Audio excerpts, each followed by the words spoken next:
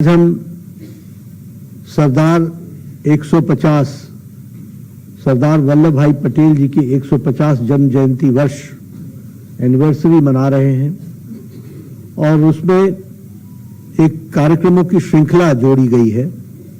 उसी श्रृंखला में आज का गंगा प्रवाह का जो यात्रा है उसका फ्लैग ऑफ का कार्यक्रम है। जब हम सरदार पटेल की बात करते हैं तो हमें ध्यान में रखना चाहिए कि सही मायने में सरदार पटेल जी को श्रद्धांजलि तभी है जब हम एक भारत श्रेष्ठ भारत विकसित भारत आत्मनिर्भर भारत की ओर ले जाने में अपनी जवानी खपा दें। यही उनके लिए सच्ची श्रद्धांजलि है। सरदार पटेल जी एक शख्सियत के रूप में ही हम नहीं जानते हैं। सरदार पटेल जी को हम सब लोग अपने दिलों में जीते हैं, उनको हम जीते हैं और इसलिए उनके योगदान को कभी भी न दुनिया न भारतवासी कभी भूल सकता है और भूलने की हिमाकत कर सकता है। उनका योगदान हम सबको मालूम है। बहुत अच्छे शब्दों में मनसुख भाई ने उनके बारे में बताया। मैं यहां ये जरूर कहना चाहता हूं कि सरदार पटेल शुरू से ही मेधावी, समाज के प्रति समर्पित, देश के प्रति समर्पित और एक होनहार छात्र के रूप में उन्होंने अपनी जीवन शुरू की। यहां की पढ़ाई करने के बाद वो लंदन बैरिस्टर बनने के लिए गए। बैरिस्टर बनकर के लौटे। बैरिस्टर बनने के बाद वो भौतिक जीवन में बहुत सुखी थे। One of the most successful barrister's थे।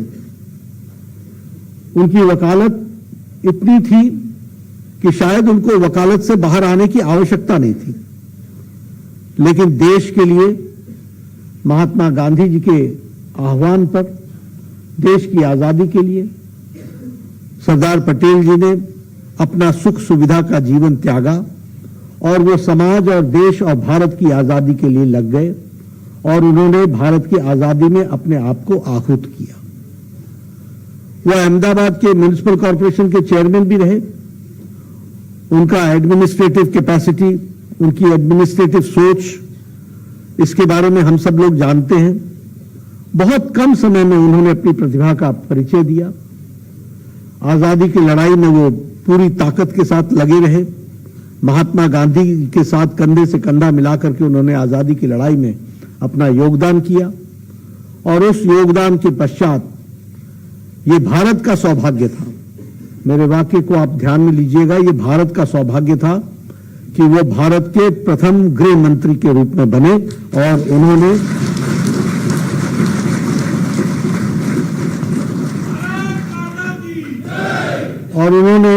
वो काम करके दिखाया जो बेमिसाल है।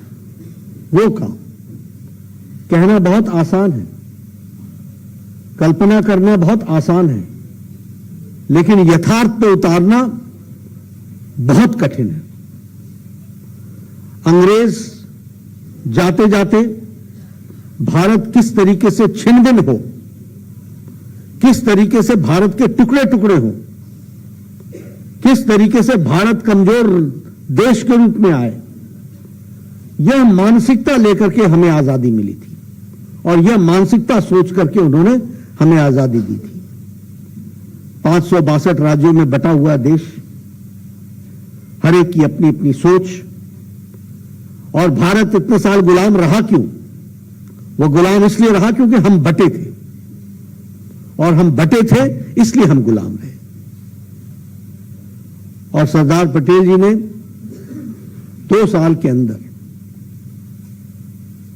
562 राज्यों को एक एक धागे में पिरो करके भारत को आजादी के साथ साथ आजाद भारत में एक भारत श्रेष्ठ भारत बनाने में अपना योगदान दिया।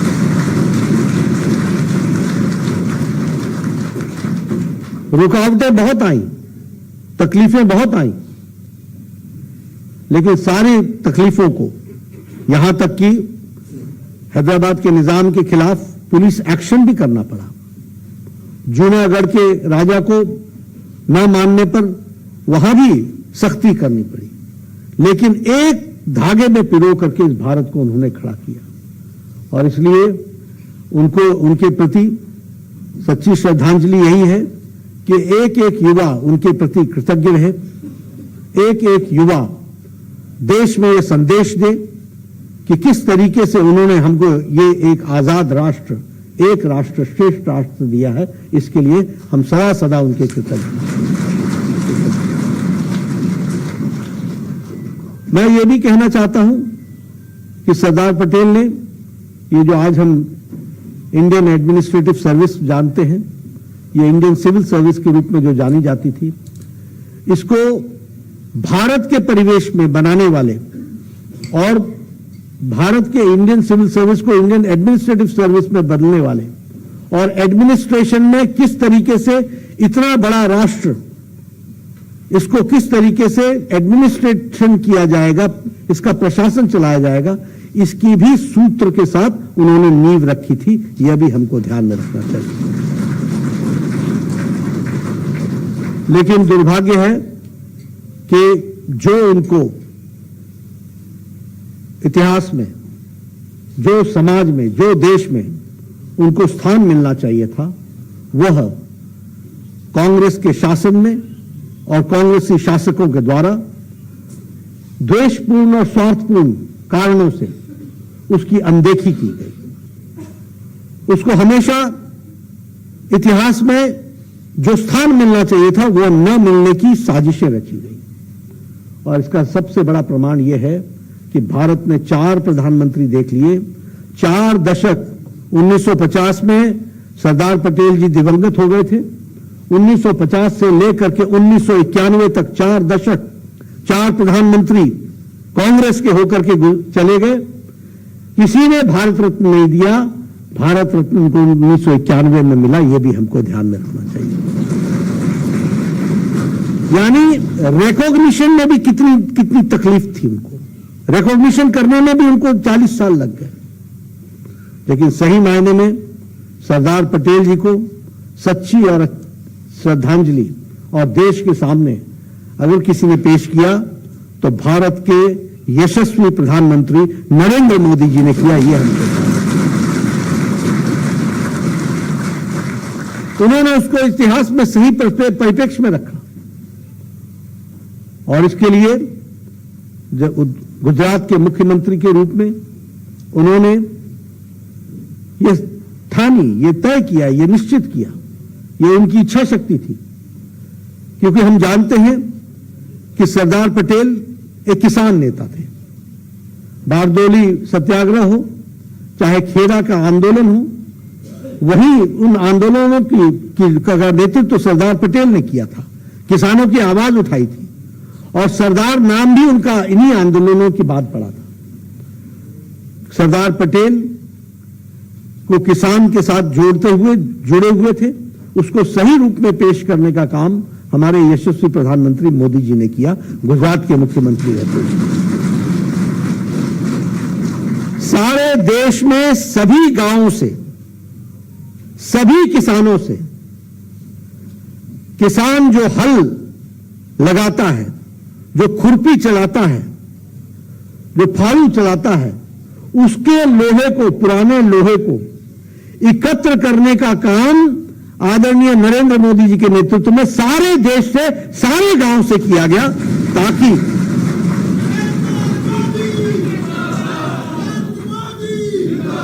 ताकि सभी किसानों को सरदार पटेल जी की कृत्य, उनका किया हुआ काम, उसका संदेश भी पहुंचाएं और उनके तरफ से श्रद्धांजलि के रूप में उनके घर से, उनके द्वारा कोई लोहा लेकर के आए और साथ में उस गांव की मिट्टी लेकर के आए। यह काम प्रधानमंत्री मोदी जी ने किया। और ये सब हम सबको मालूम है, जो मंच पर बैठे हैं सबको याद है। हम सब लोगों ने गांव-गांव से ये लोहा इकट्ठा किया, गांव-गांव की मिट्टी इकट्ठी की और वह मिट्टी हम लोगों ने केवड़िया में पहुंचाई। और केवड़िया में मुझे ठीक याद नहीं है, लेकिन शायद 152 मीटर्स 182 मीटर्स दुनिया की सबसे ऊंची स्टैचू ऑफ यूनिटी ये बना करके प्रधानमंत्री मोदी जी के नेतृत्व में हुआ। ये भी हमको याद है, दुनिया की सबसे ऊंची। और मैं आप सबसे निवेदन करूंगा, आप सब गंगा प्रवाह में जा रहे हैं, आपकी यात्रा करमसद पे रुकनी नहीं चाहिए, आपको केवड़िया तक जाना है और वहां पर उनको सही रूप में श्रद्धांजलि देनी है। और ये लोहा सारे देश से इकट्ठा करके जो किया, ये सही रूप में श्रद्धांजलि दी गई। और मैं बधाई देना चाहता हूं मनसुख भाई को, सुनील बंसल जी को, उन्होंने बहुत गहराई के साथ इस कार्यक्रम की रचना की है, इसको कार्य रूप दिया है। 31 अक्टूबर से यह कार्यक्रम शुरू हुआ है, लगभग 1100 से ज्यादा पदयात्राएं हो चुकी हैं और अब 5 प्रवाह, गंगा प्रवाह, यमुना प्रवाह, गोदावरी प्रवाह, नर्मदा प्रवाह, साबरमती प्रवाह, ये सब 5 प्रवाह जो सब देश के सब क्षेत्रों से होकर के आएगी। ये प्रवाह करमसद में जो सरदार पटेल की जन्मभूमि है वहां एकत्र होगी और वहां से प्रधानमंत्री मोदी जी का आशीर्वाद लेकर के 10 दिनों की यात्रा, पद यात्रा, ये केवड़िया तक जाएगी। इसमें आप सब जुड़े और इस कार्यक्रम की रचना के लिए और इसको कार्य रूप देने के लिए मैं मनसुख भाई को और सुनील बंसल जी को बहुत बहुत बधाई देता हूं कि उन्होंने इस कार्यक्रम की रचना की है।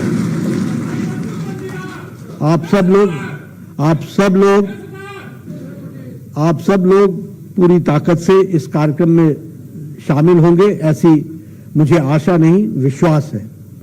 मैं एक निवेदन जरूर करना चाहूंगा कि आप सरदार पटेल में के बारे में और पढ़ें और जानकारी हासिल करें और यह संदेश रास्ते में, गांव-गांव, शहर-शहर, हर जगह नौजवानों को प्रेरित करने के लिए, समाज को प्रेरित करने के लिए उनका संदेश पहुंचाएं। एक भारत श्रेष्ठ भारत, मोदी जी का संदेश पहुंचाएं। विकसित भारत, आत्मनिर्भर भारत बनाने की हमको बात है।